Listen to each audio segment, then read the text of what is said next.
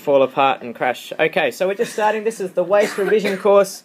This is the first topic that we're looking at on differentiation and calculus. And basically, before we look at this question, we just got to go over a few things you need to know in regards to how to solve this particular question. So I'm going to go through the information, and then I'm going to give you some time in order to solve it, and then we'll go through the solution itself. Okay? So this is a very stock standard type of question you'll get in the exam. And I think this question's come up in the previous year as well. Very similar type of question. Okay, so let's start off by going, here's the topic. It's all calculus. So if you want to write this down on the side as we go along.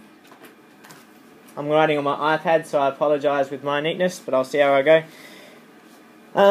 So whenever you're trying to solve a function like this, when you're trying to solve a question like this, it says the cubic function has a minimum point at 1, 0, determine the values of a and b. So we've got a couple of hints here. So one of the first things we want to look at is this idea of a minimum point. Okay, a minimum point has got to do with the gradient of the function is 0.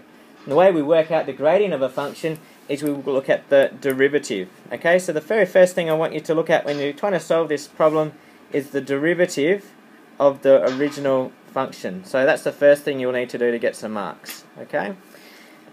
Once you've got the derivative, so using the basic power rule, the next thing I want you to do is be able to solve this derivative equal to 0. Okay, so solve the derivative equal to 0. This will give us basically a stationary point, a minimum or a maximum. We know there's a minimum point at 1, 0, so if we can use that value of the coordinate 1, 0 into this equation with x equal to 1,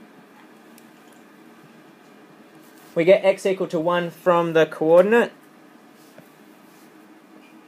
Okay, so solve dy dx, or the derivative, equal to 0, substitute x equal to 1, and whatever we have left, we're going to come up with an equation with hopefully some a's and some b's and a number. So something a plus something b equals a number. Okay, so that's going to give us the first of our simultaneous equations, because this question's got two variables in it, an a and a b. So in order to get those answers, we'll need two simultaneous equations. Okay, so going back to some even some year 10 stuff, simultaneous equations. So after you've done that, step 3 is that will give us one equation. We need a second equation to solve for it.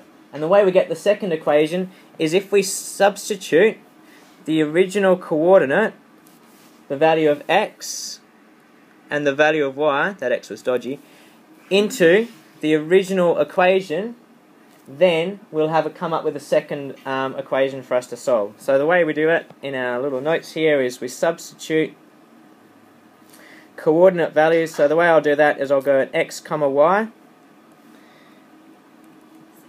into the original equation. Okay, so that'll give us equation number 2.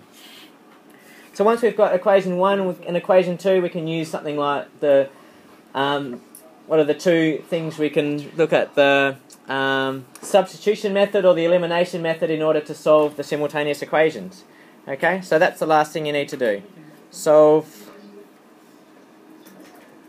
simultaneously.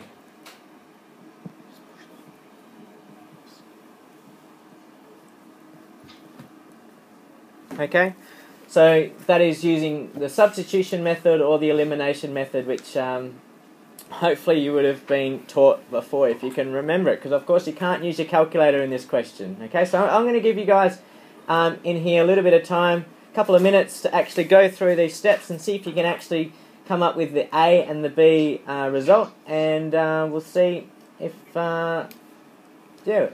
any feedback of that. Then we'll go through the solution.